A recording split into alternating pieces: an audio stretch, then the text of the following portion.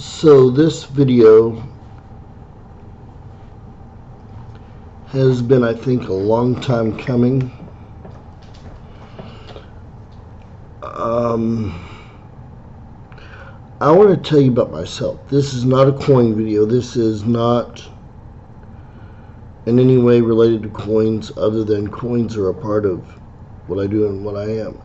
This is a video for those who truly want to learn more about me and where I'm coming from, and for those who don't care about me, who continue to say horrible things about me and mock.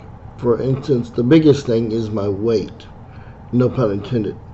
I've got anxiety and depression, and you're making fun of my weight greatly adds to that.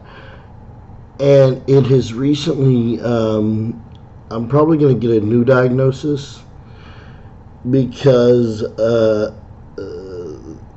it has eaten away at me so bad. I've developed something called intermittent explosive disorder, and that's where you overreact to insults and things that people say because you've just had it. Well, I don't know what the cause is, but in my case, I would say it's because I've had enough. After 35 years, I've had enough.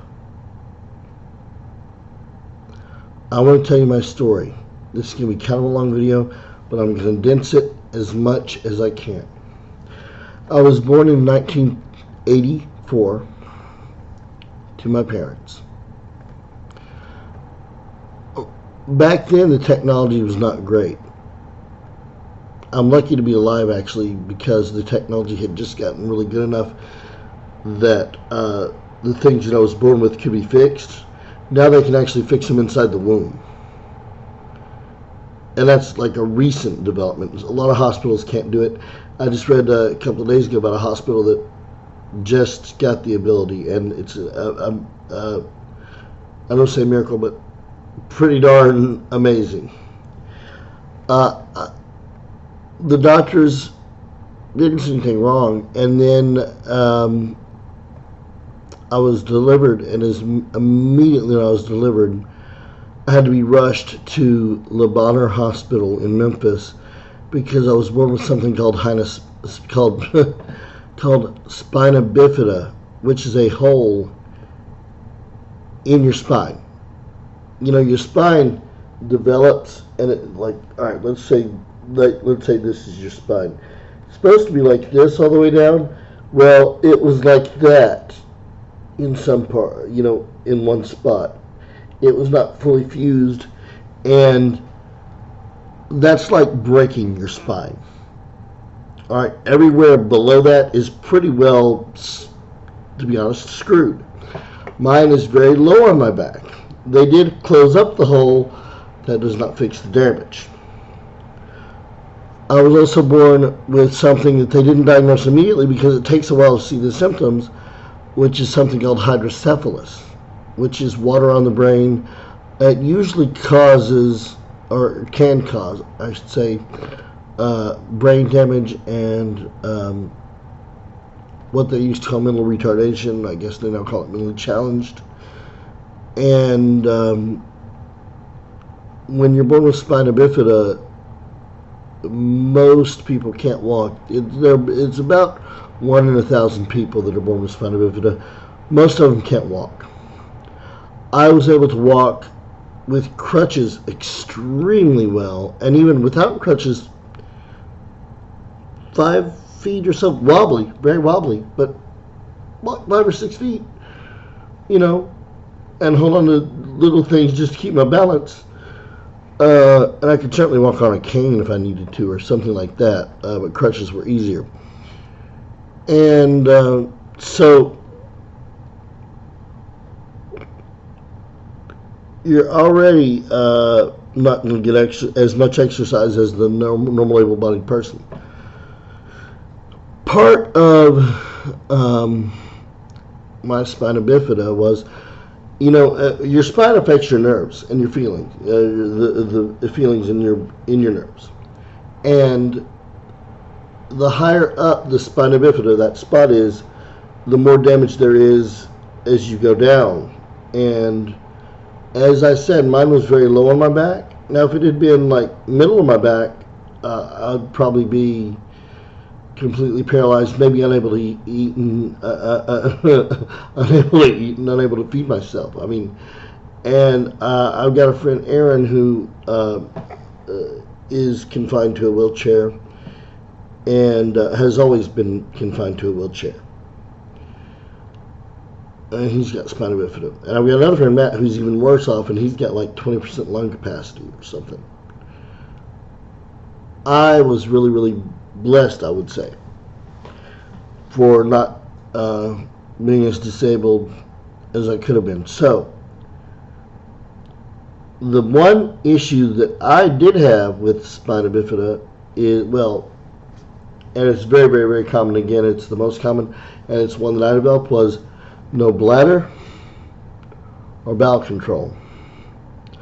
Now, imagine being, and there are some people that are able to get this fixed and others that just can't.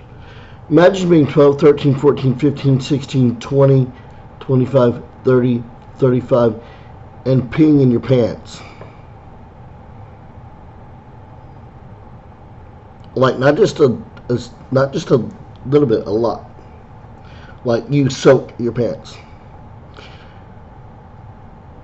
So that was another little blessing that I got. So the last thing, which was the most detrimental, was I had no feeling, no sensation in my feet.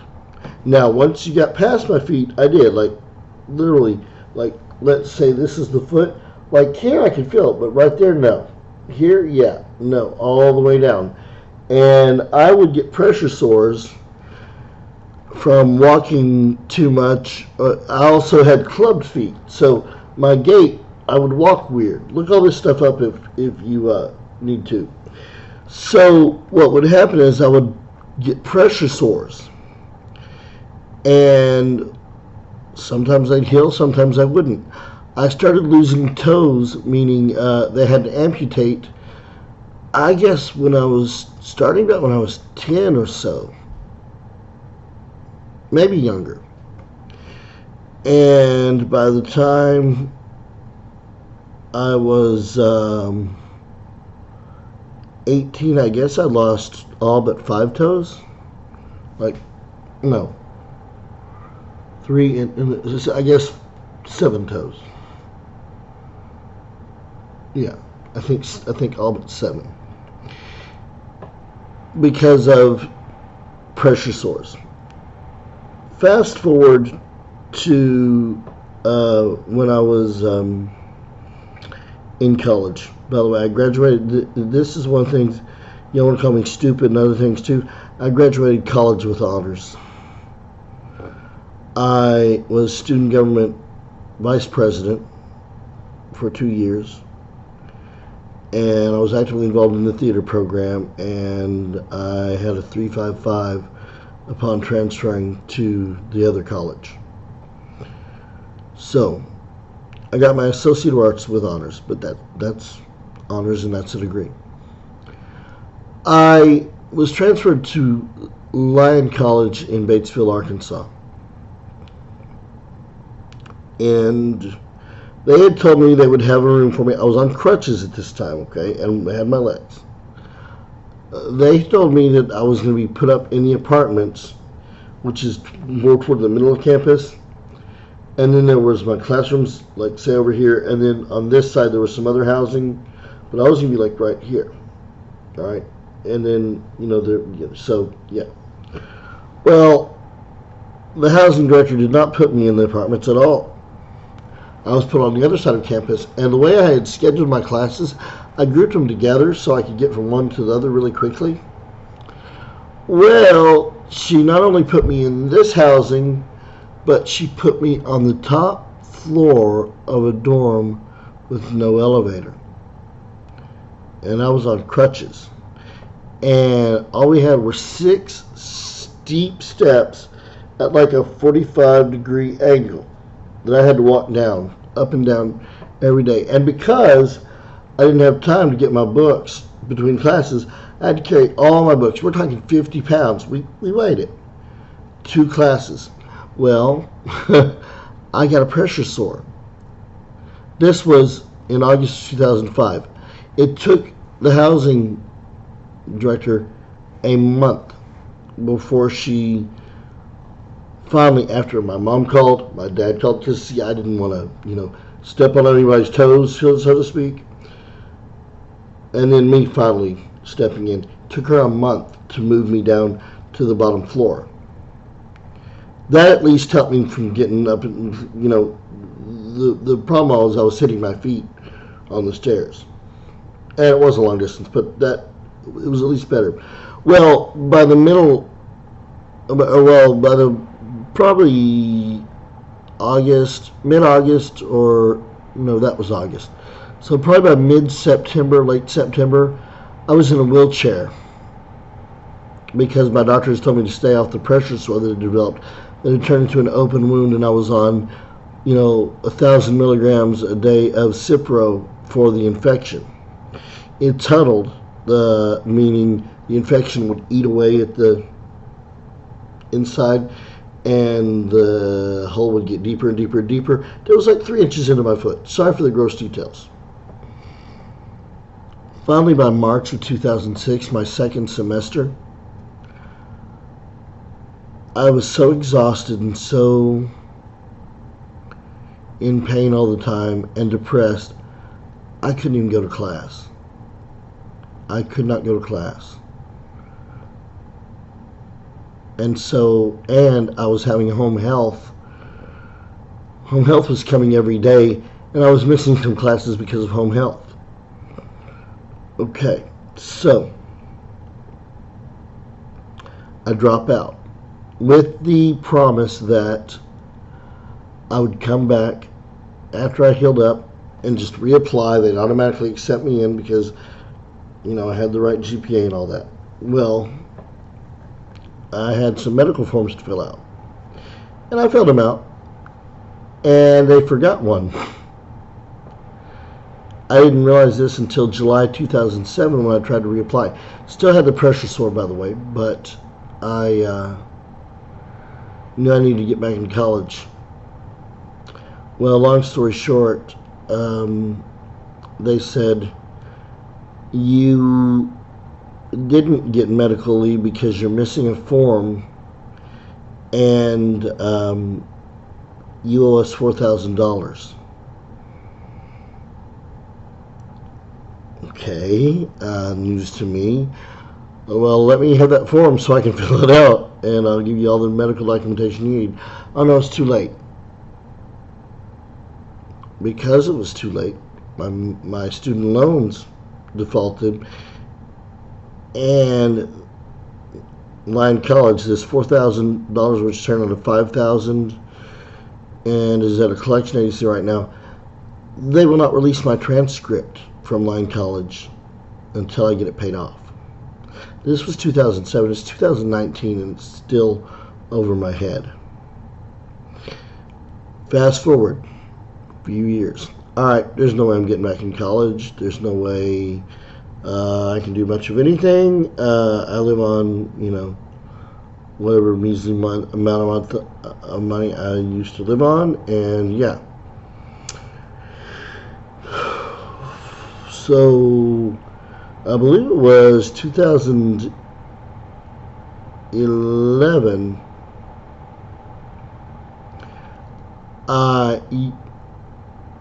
Yeah, it was 2011.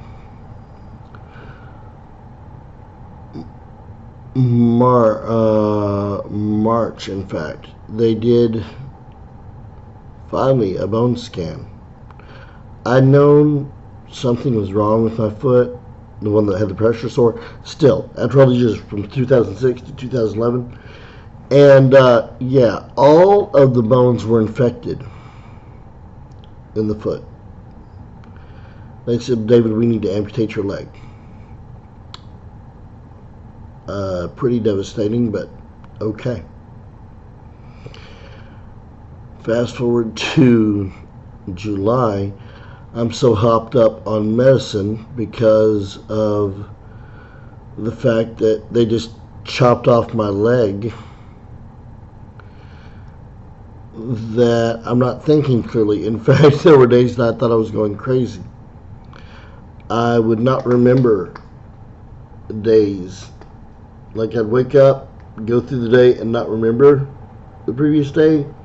And I told my nurse, I think I'm going crazy. And she said, yeah, because you wake up and you don't remember. Yeah, we discussed this yesterday. It's your medicine.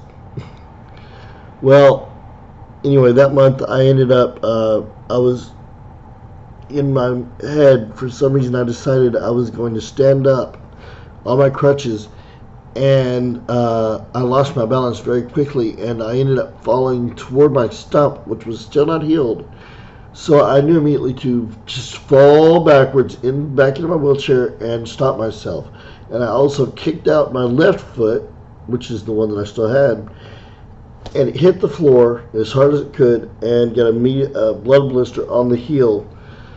Long story short, they did a circulation test and said there's no circulation in that spot, or very little, and we can try to heal it, but it's probably not going to heal, and you're probably going to lose your foot. Do you want to heal it? No.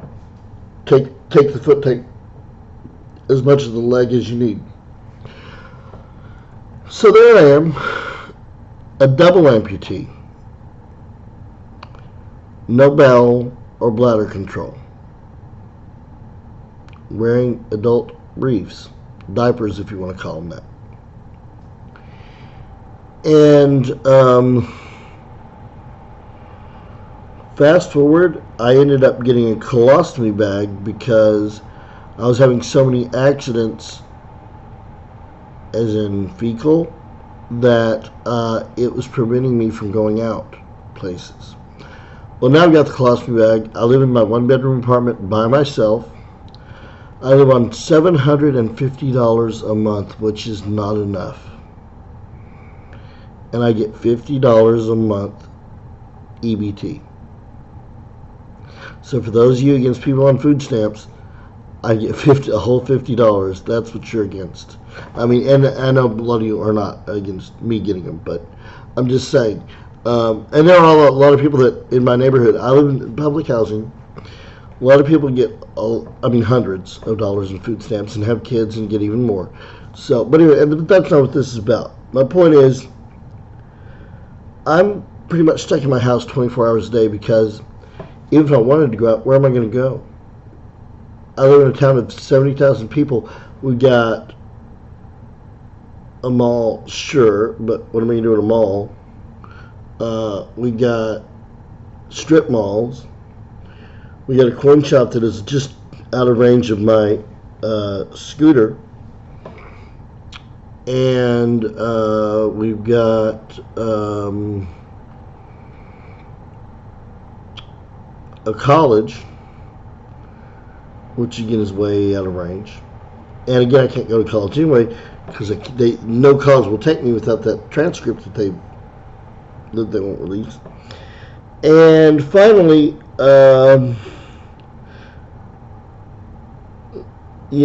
I've still got the bladder issues and all that.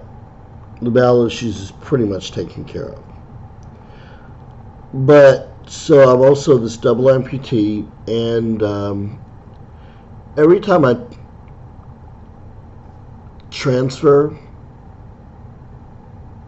I pee a little at least. At least a little. And every time that I move, or anytime I do anything strenuous, so I don't do a lot of exercise, so I don't have to change clothes any more than I already do, multiple times a day. And I'm also stuck in the house 24/7.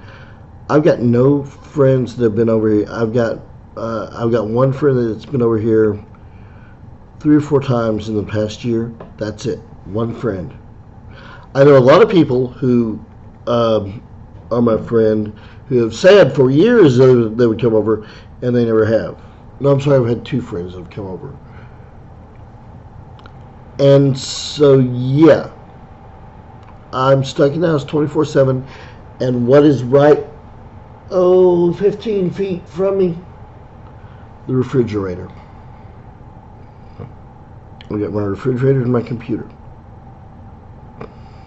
So yeah, I'm fat. I am planning on, because not only for my own health, and there are a lot of other reasons I want to do it, but also because of your nasty and snide comments, the people that call me fat, I'm also planning on doing this. You're definitely a contributing factor. Thank you very much. Getting gastric bypass. I would rather do it now when I'm 250 pounds rather than when I'm 300 pounds and older. I'm 35. I'm still, I wouldn't call myself young, but I'm not old.